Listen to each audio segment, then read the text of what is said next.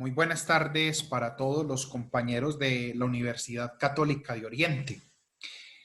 En este día de tardes de bienestar de la universidad, se me ha pedido reflexionar acerca de las apariciones marianas. Por lo tanto, es bueno decir qué significan, qué es una aparición, cuáles son las apariciones más importantes, cuál es el mensaje que las apariciones nos dan, y terminaré con una breve reflexión sobre el significado de la Virgen María en estos tiempos. Entonces, como introducción, quería reflexionar acerca de María como Madre de la Sabiduría. Nosotros sabemos que en la universidad siempre se ha tenido esta advocación. ¿Qué significa que María sea la Madre de la Sabiduría? Quiero explicarlo a partir de esta imagen, este templo tan hermoso en Estambul, la iglesia de Santa Sofía, que se construyó en honor de la Santa Sofía. Y muy bien, ¿quién es la Santa Sofía? Muchos pensarán que es una santa que se llama Sofía. Y no, la Santa Sofía es Jesucristo, porque Jesús es la Santa Sabiduría. Sofía en griego quiere decir sabiduría. Por eso Jesús es la Sofía del Padre, la manifestación plena de la sabiduría del Padre. Cuando nosotros decimos que María es madre de la sabiduría, estamos diciendo que es madre de Jesús, que es la sabiduría. Por lo tanto, la sabiduría de Dios no es tanto para conocer, sino también para uno deleitarse y gustar lo que uno conoce. Entonces, la Virgen María nos enseña precisamente eso. No basta conocer, no basta llegar a la verdad por la fe y la ciencia. La sabiduría nos enseña a gustar esa verdad que hemos conocido. Hay gente que conoce la verdad, hay gente que tiene muchas verdades, pero no la disfruta, no se deleita de ella, no le encuentra el sabor a la verdad. Entonces, hoy pidámosle a la Santísima Virgen María que nos dé esa gracia de saborear la verdad y que sigamos en la universidad invocándola como la madre de la sabiduría. Después de esta breve introducción, pasemos a las apariciones. ¿Qué es una aparición? Hay un teólogo, el cual aparece ahí en la imagen, alemán, que se llama Karl Rahner, y él dio una definición de una aparición. Él dice que una aparición es una experiencia psíquica, sobre todo de personas que no son perceptibles para nuestras facultades y que son sobrenaturales, que están en la esfera sobrenatural y que se presentan en nuestra esfera sensible. Es una definición de pronto un poco sistemática, muy teológica, pero comprende dos características elementales muy sencillas de entender. La primera es que una persona que está fuera de nuestra experiencia sensorial es percibida por un vidente. Eso es fundamentalmente lo que es una aparición.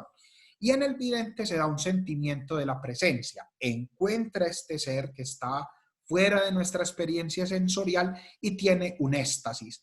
El éxtasis no quiere decir que se aleja de la realidad, no, sino que tiene una experiencia mística. Entonces, en el caso de la aparición que estamos celebrando hoy, quiere decir que la Virgen María, que es la persona que está fuera de la experiencia sensorial, se presenta a unos pastores que son los videntes. Eso es fundamentalmente la definición de aparición, que tiene estas dos características. ¿Cuál es el contenido de las apariciones? Las apariciones de María comprenden fundamentalmente un aspecto visual. ¿Por qué? Porque la Virgen se presenta, pero ella se presenta según las circunstancias de un modo diferente. En cada aparición María tiene un rostro y un vestido diferente, porque se presenta según la cultura y según el mensaje que quiera dar. Y luego también aparece con diferente edad. Si bien aparece casi siempre entre los 18, 20 años hasta los 36, 37, pero se presenta con diferente edad. Y el segundo aspecto es que la Virgen no solo se presenta, sino que también da un mensaje. Y este mensaje comprende tres dimensiones. Primero, el mensaje es profético. Cuando la Virgen se presenta, la Virgen quiere anunciar algo. Y la profecía siempre es una invitación a la conversión. La dinámica de la profecía bíblica, y que es la que sigue también las apariciones marianas, es un recuerdo del pasado para decir todas las obras que Dios hizo, un anuncio del presente para que nos convirtamos. Y también la profecía entra en una dimensión apocalíptica porque anuncia el futuro. Pero el futuro no se anuncia para imprimir miedo, sino para dar esperanza. La categoría bíblica a veces utiliza la figura de la destrucción no para anunciar la destrucción en sí misma, sino como una forma de anunciar que Dios va a realizar cosas nuevas. Lo mismo pasa en las apariciones marianas. La gente a veces dice, uy, se va a revelar el secreto de Fátima, qué susto. No, no ese es el objetivo que el Señor nos da, es anunciar lo que viene, que a veces contiene mensajes de destrucción, pero simplemente es para anunciar que viene algo nuevo y para llenarnos de esperanza. En pocas palabras, si yo tengo una casa destruida, acabada, y no la puedo reconstruir, pues la tengo que destruir para hacer una casa nueva. Entonces, si alguien me dice, usted está destruyendo la casa, no está diciendo la verdad. Yo lo que en realidad quiero es hacer una nueva. Esa es la dinámica del mensaje apocalíptico. Y tercero, al igual que en el Antiguo Testamento, que se daba un mensaje para aprender a vivir, el mensaje de la Virgen María también es sapiencial, es decir, es una forma de enseñarnos a vivir, de darnos a conocer la vida, de saber vivir. La sabiduría es para el arte de saber vivir. Entonces la Virgen también se aparece para enseñarnos a vivir. Pasemos entonces a otro elemento importante de nuestra reflexión. Espero que hasta ahora esté claro este sentido de lo que hemos visto. La Virgen María entonces se presenta, pero la iglesia debe aprobar. ¿Por qué? Porque somos una comunidad y hay muchísimas apariciones, hay cantidad de apariciones, sobre todo en el mundo de hoy. Se han presentado, en el siglo XX se han presentado más de 300 apariciones. Entonces la iglesia hace un discernimiento para ver cuáles sí son realmente válidas. La iglesia invita a que ante una aparición haya seriedad y cautela. Y la Congregación para la Doctrina de la Fe en 1978 estableció unos criterios. Los criterios ante una aparición mariana son los siguientes. Primero, que haya una información completa. Entonces empieza a analizar el caso, qué es lo que ocurre, cómo ha ocurrido, qué personas lo han visto, tener toda la información. Segundo, es una palabra, la que aparece ahí, que indica recta doctrina, es decir, la ortodoxia consiste en saber que si la Virgen está dando un mensaje, ese mensaje vaya de acuerdo a la verdad de fe. En tercer lugar, que sea o que haya transparencia. Por ejemplo, hay apariciones donde luego se genera una cantidad de negocios o de ventas y a veces inclusive hasta los videntes buscan beneficiarse económicamente de lo que está ocurriendo. No, tiene que haber total transparencia. El objetivo de la Virgen no es generar economías, es dar un mensaje, hacer presente el amor de Cristo en nuestras vidas. Entonces, que sea transparente, que la aparición no tenga una doble intención. Cuarto, los signos que se presenten. Casi siempre en las apariciones hay milagros, hay diversas situaciones que hay que analizar. Entonces, ¿qué es lo que ocurre? ¿Cómo está ocurriendo? Otro aspecto muy importante es que los videntes tengan salud psicológica. ¿Por qué razón? Porque necesitamos que haya ubicación espacial y temporal. Si una persona tiene problemas psiquiátricos o psicológicos, pues a lo mejor no tiene una aparición, sino que está teniendo una alucinación. Entonces la iglesia es muy cautelosa en diferenciar una aparición de una alucinación. Otro aspecto fundamental son los frutos. ¿Qué se ha derivado de ahí? ¿Qué ha originado la aparición? ¿Qué beneficio ha traído para las personas?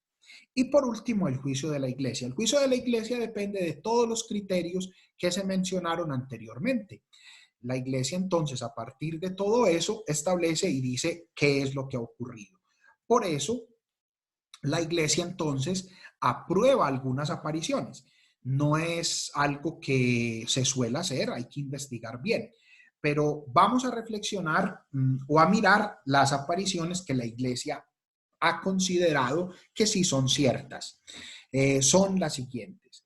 La primera que tenemos en cuenta, haciendo referencia a que estas son de un mundo más moderno, porque en la edad patrística, por ejemplo, Gregorio de Niza manifiesta que a Gregorio el Taumaturgo la Virgen se le apareció. Estas son más, digámoslo así, más recientes, con excepción pues de la Virgen de Guadalupe, que sí es del siglo XVI. Entonces está la Virgen de Guadalupe en 1531, que se le aparece a Juan Diego el Indio.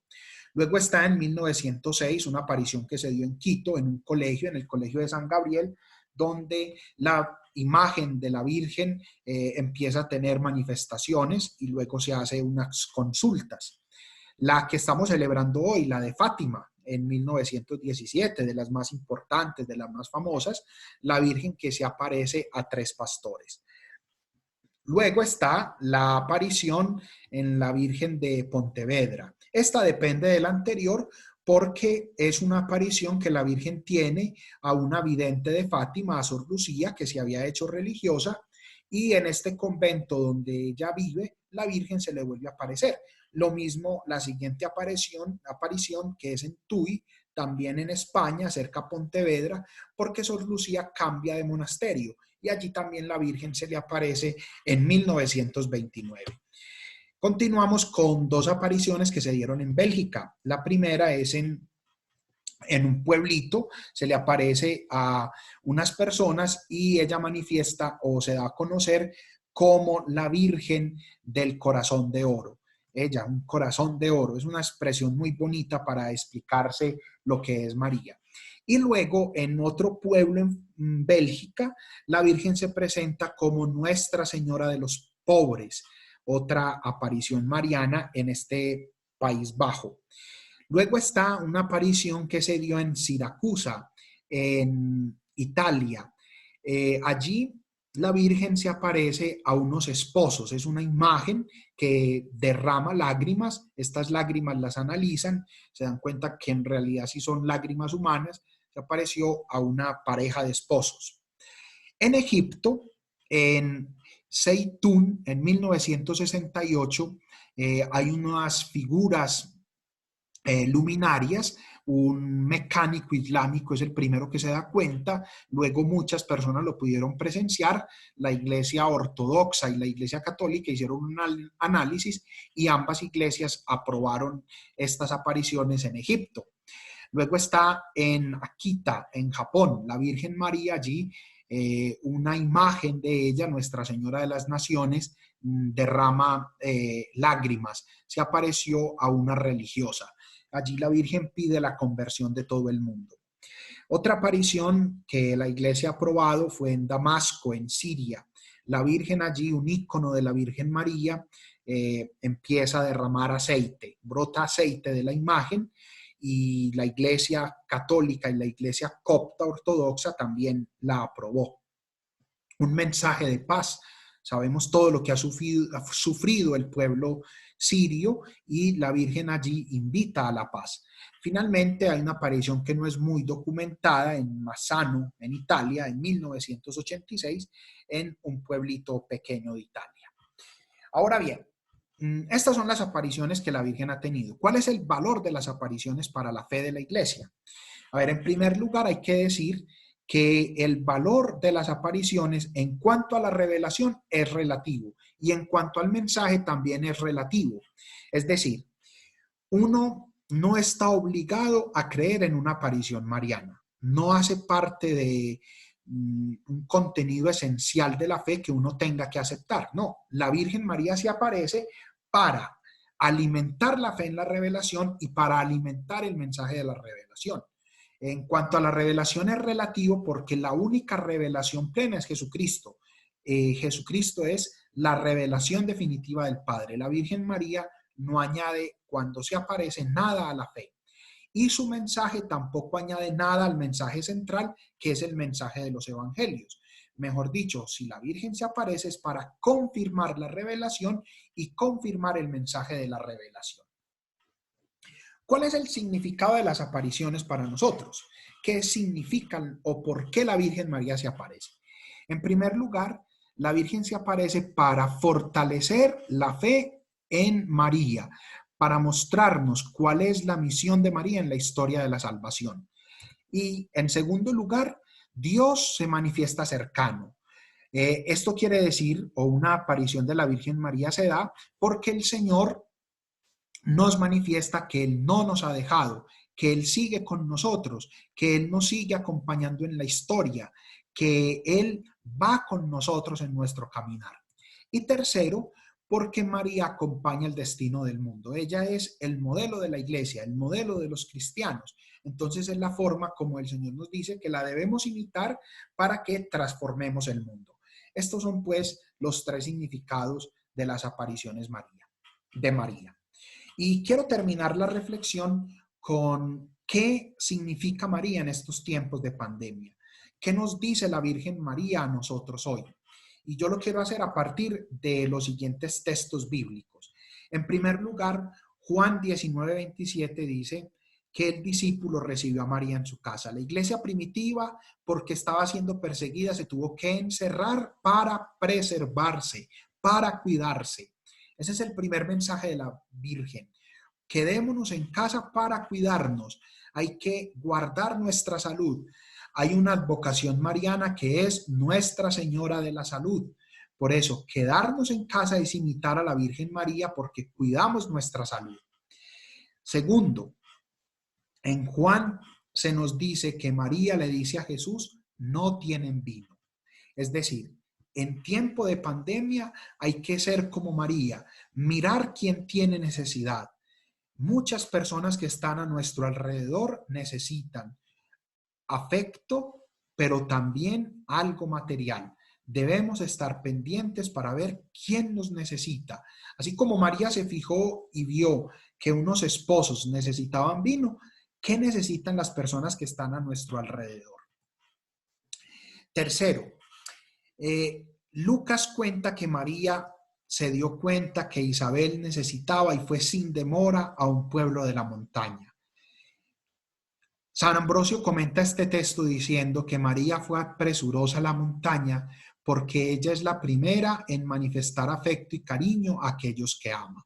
La pandemia es un tiempo oportuno para que manifestemos afecto a los que tenemos ahí en nuestra casa, pero a los que están lejos. Hoy tenemos muchos medios para comunicarnos con los demás y para que les manifestemos cariño y afecto. En este tiempo la gente más que nunca necesita de nuestro afecto y de nuestro cariño.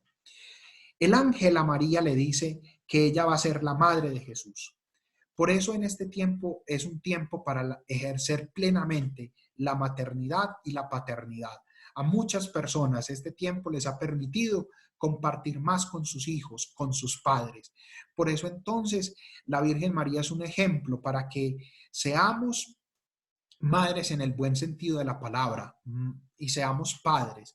Hay que ser madres como María, hay que cuidar a nuestros hijos y darles lo mejor.